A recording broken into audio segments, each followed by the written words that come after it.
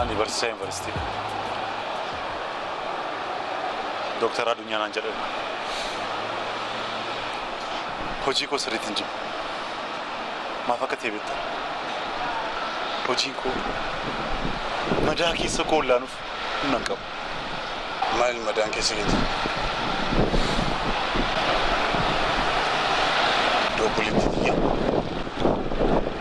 Bulettiin kiyyaa abbaa mana jettanii ajjeefamti. Abbaa fi haadha taate kana guddiste. Bulettiin koo abaaboo jedhamti. Anaaf abbaadhaas haadhaas obboleessaas bulettiin waan hundumaa qabdi. Yeroo mara waa'ee koo qabdi. Guddina koo rakkatti. Anshee malee nama qabdi. Garuu fakkiitti xiyyaa. Dhiigni ishee akka salphaatti dhangala'aa fi deebii laachuu danda'a. Dhiiga buletti keetti kana qooshaan malee warraa ishee gadi saargachuu. Yaa kun ta'e anis irriba nagaa rafuu hin danda'a. Hojii koo sirriitti dalaguu hin danda'a. Anyway, anis kanaaf si barbaada. Hojii kootti faamana. Muuxannoo waggaa dheeraatiin qaba. Homaan shakkii. Sagaleen tokko dhaga'amiin dirqama kufitaan baasa. Jigsaa. Gammachuu takkaan akka nuun barbaada. Suutaan rakkina biyya lafaa kana gidiraa hunda argee akka inni lubbuu isaa darbuun barbaada. Kanaaf yeroo kun immoo ta'ee anis gammachuu koo sirriitti dhandhamuu nan danda'a. Kanaaf jigsaa. Jarjari. Okay. Kanaaf guyyaa har'aatti kaasee hojii keenya jalqabnee jechuudha. Ajajamaa. Akka na gammachiistu abdiin qaba.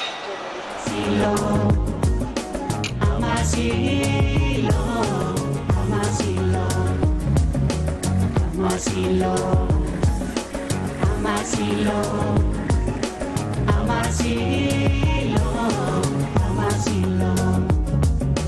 Jaalala goguukaan keessa.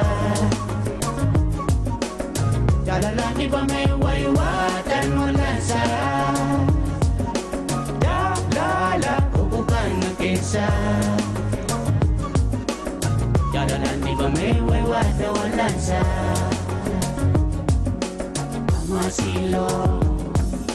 Amaasiloo. Sila, ciree keenya achuu qabda. Haala kanaan of miidhaa jirta. Mansi galcheessu. Boonaa koo eeggachaa hin jiraaman. Utuunni nuti lafa kanaa kaatee sosokkitee gaarii natti fakkaata. Si gargaaruun barbaada Sila. Boonaa kee argachuu qabda. Seen, waan ani siin jedhu aman. Amma ciree keenya achuu. Jaalala goguukaan keessa. Jaalala dhibame wayiwaatan mul'asa. Jaalala goguukaan keessa. Jaalala dhibame wayiwaatan mul'asa.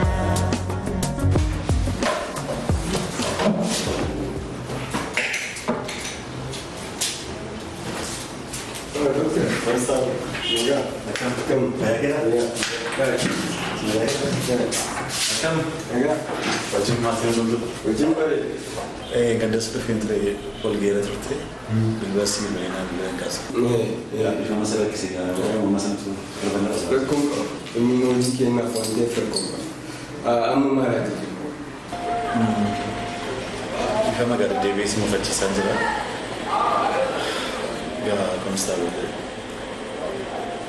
why we must have to revenge our itu malah gisi isgar itu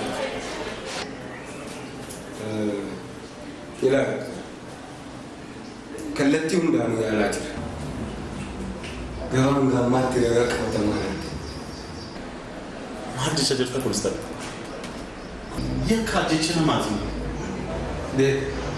Garuu yakka kamiyyuu ragaa qabatamaadhaan mirkaneessuun dirqama. Kanammoo atis deemte.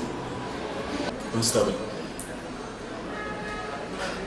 Atisaka warra kaanii dhiigni obboleettii kiyyaa akka salphaatti dhangala'ee kaaf murteessi jechuudha. Gonkumaa akkasii ta'u. Gonkumaa. Hojiin keenya yakkamtoota adamsineetiin seeratti dhiyeessu. Kanaaf yeroo xiqqoodhaaf nu obsi. Konistaabil. Hanga yoomitti nu obsa? Waggaa 15 guutuu nu obsin konistaabil. Obboleettii kiyyaa anaaf waan hundaa gooti. Abbaa koo, obboleettii koo, obboleessa koo, haadha koo. Nama tokko miti kan dhabe. Maatii koo dhabe. Kanaaf konistaabil. Mee akkuma maatii keetti yaadu. Doktara Addunyaa, wanta hundaan bahe. Ilaa, hanga icciitii awwaalame kana arganutti yeroo fudhachuu danda'a. Qorannoon keenya immoo dheerina yerootiin kan moofa'u miti. Dhugaa tokko sitti himu doktara. Yakki awwaalame yoo ifee daraaree mul'atu malee yoo tortoree achumaan badu argee beeku. Kanaaf yoomiyyuu abdiin kutannu nuti. Wanta dubbachaa jirtu kana gochaan nutti agarsiisa. Hin shakkiin. Wanta hunda yeroo dhiyoo keessatti gargaara.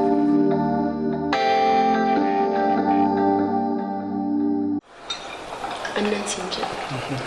Ati garuu kan maal na gowwoomsu hedda? Miti. Waan barbaaden siif godha. Tole akkas taanaan harmee kee bira si waliin deemuun barbaada jechaadha.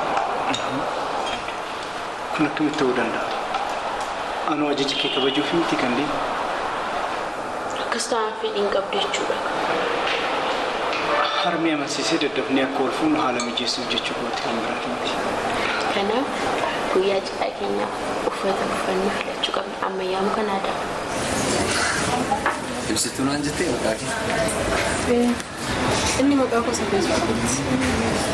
Okey, akkas taanaan maqaa biraa qabdee jechuudha. Maqaa warri kun haala san maqaan biraati. Eewudha. Maqaan koo Jiituu Foomsaa jedhama. Jiituu Foomsaa? Jiituu Foomsaa. Jiituu Foomsaa naan jettee? Ilma koo. Ilmoo koo?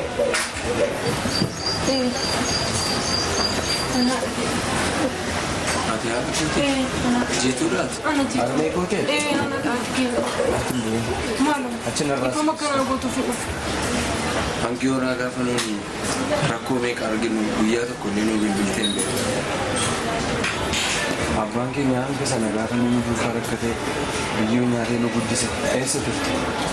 Harreessaa bata. Intoota biyya keessa waggaa 15 Paariisiin ture ilma. Intoota. Amma garuu dhufee isin barbaadde ijoollee koo barbaadde dhufee maaloo dhifa manaa godhe. Ilma koo. Ilmoo koo naan jedhiini. Ati dhiira jaallattee abbaa koo mana duwwaa keessatti dhiistee biyyaa baate. Abbaan keenya garuu rakkoo meeqa argee nu guddise isin.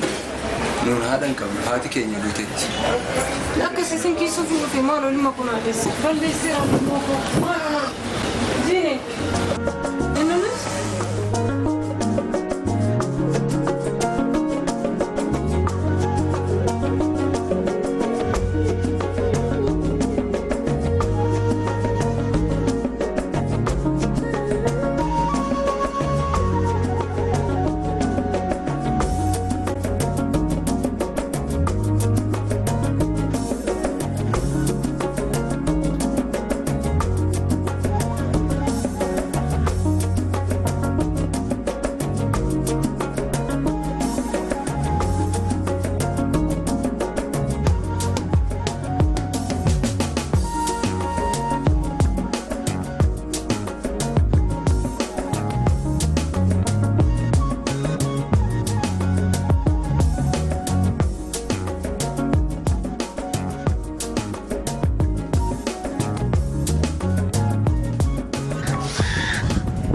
Shagutu waa'ee kimboo isin calliste baaboo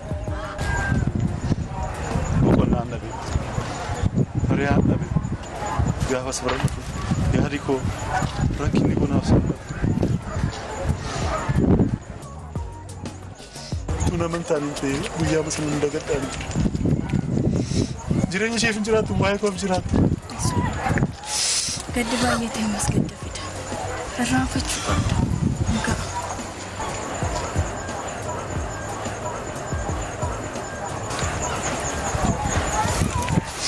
Jaalalli kee namummaan kee haasaan kee afaan hundumti kee dhabbii koo keessatti akka chaappaatti darbatamee hafee yoomiyyuu sin dagadhaa bu'u waadaa kee galmaan hin ga'a dooktara akka ta'uu barbaade kunoo dooktara ta'e amma immoo maal akka ta'uu barbaadaa bu'u ati kaayyoo kee galmaan goon hojii gooti yaadataa bu'u sabara ijoollummaa anna konaa dhiqaa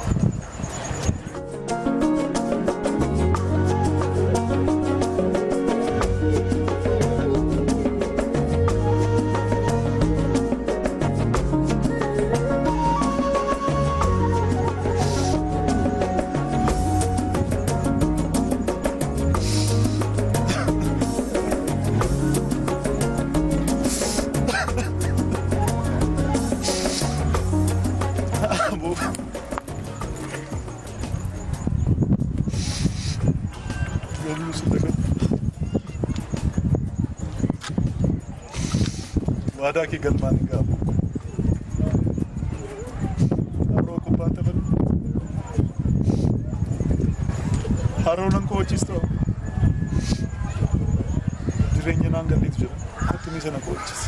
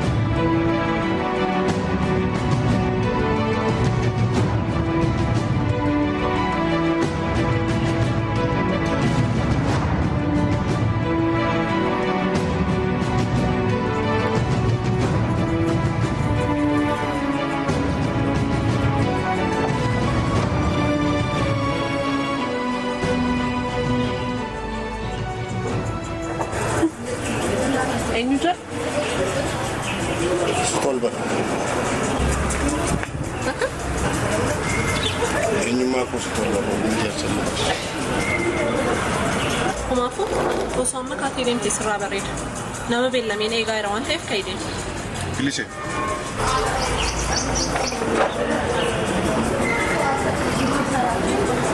Suuraan kan daa'ima keenyatti.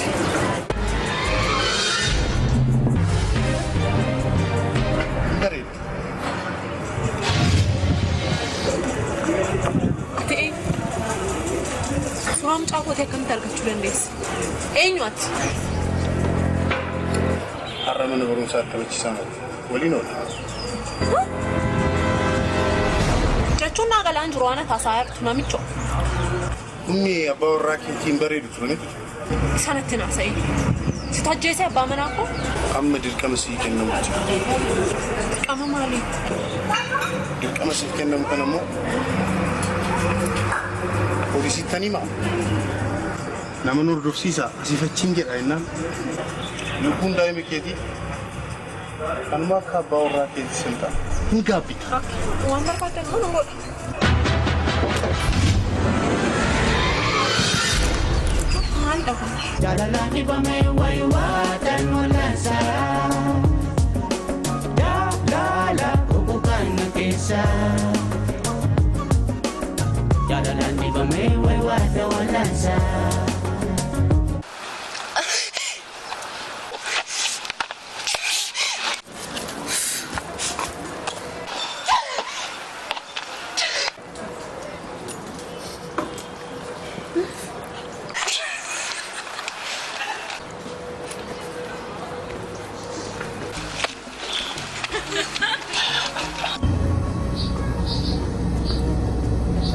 Maqaan koo Jiituudha. Jiituu Rooba. Har'a guyyaa dhaloota kooti. Waggaa 42 ta'uu kooti. Guyyaa dhaloota koo kophaa kooti kabajaan jira. Waggaa 15f biyya Faransaay Paariisan ture. Magaalaa Paariisitti moodeelingii hojjechaan ture. Waldaa dorgommii miidhaginaa adda addaa irratti sirmaadha. Qabxii miidhagoo adda addaa galmeesseen ture. Sababa kanaanis dhiira adda addaa wajjin wal bareen ture.